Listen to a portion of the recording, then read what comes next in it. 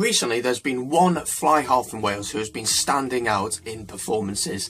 That is Gareth Anscombe, who plays for the Cardiff Blues. And there's been a lot of talk in different Facebook forums, on different chats, about whether he should be starting this autumn as Wales' first fly half choice.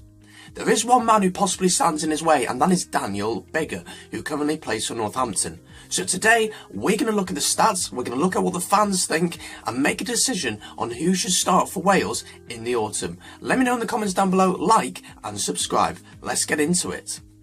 So first of all, we're going to look at some stats of Gareth Anscombe. We're going to look at his Wales stats and his Cardiff Blues stats from this season, and then we'll get an overall picture of what kind of player he really is.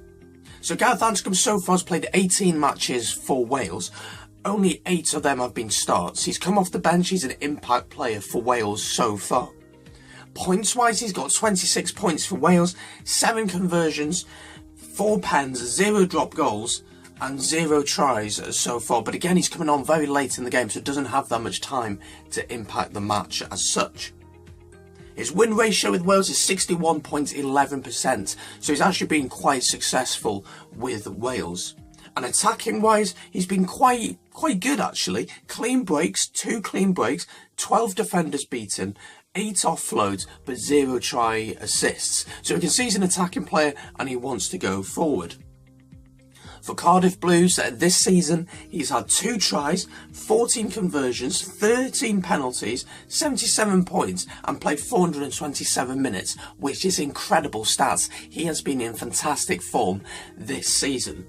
He can play at fullback and at fly half, and he takes the game by the scruff of the neck, and Gatland, I think, really likes him, and he's clearly done very well down at the Arms Park. But what do the fans think? So I posted this on a Facebook forum a few days ago saying, who would you like to see play at 10, Biggar or Anscombe? Leave your comments down below, yes or no, and your reasoning behind it, and these are some of the answers I got. First one that I really thought was a good answer is this one. I think Biggar is still the best 10 Wales have, but Wales play better attacking rugby with others in that spot. Their link-up play with centres and ball in hand. And I have to agree with that. I think Biggar is the best 10 we've got. I think he's better than Anscombe, technically and controlling the game, but once again, we want to play attacking rugby. Maybe Anscombe fits that mould a little bit more. Next one I really liked, yes, Biggar has been solid, but to make a case at the World Cup, we won't progress with him kicking the ball and catching it. We need that extra vision that Anscombe brings. It's make or break time with Gatland. He needs to pick Anscombe and back him. And this seems to be the theme that I've seen throughout the forums, throughout what people think. People want Anscombe. This one did make me laugh though. Anscombe or Patchell, that's fine, or Jared Evans before Biggar. Jared Evans. No. But as you can see, people are very keen on Anscombe. Again, I haven't really spoken much about Patchell. Patchell deserves a big shout out. He has been really good for the Scarlets over the past year and a half. Personally, I don't think he's at the level of Anscombe and Biggar. Criticise me in the comments now. Come at me, roast me. Let me know what you think. But let's have a look quickly at Biggar's stats. Let's see at his impact on the pitch. What is he doing for Northampton this season? Now, Northampton this season, he has struggled in my opinion. I've watched a few of his games. He has had 0 tries, 10 conversions, 11 penalties, 0 drop goals. He has got 1 clean break, 11 defenders beaten and 5 offloads so far going forward.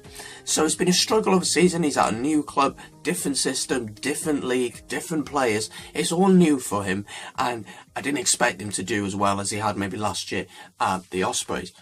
But what about defensively? How are they doing defensively? Well, Anscombe is actually slightly behind Biggar defensively, and I think we know this, but the stats point to this once again.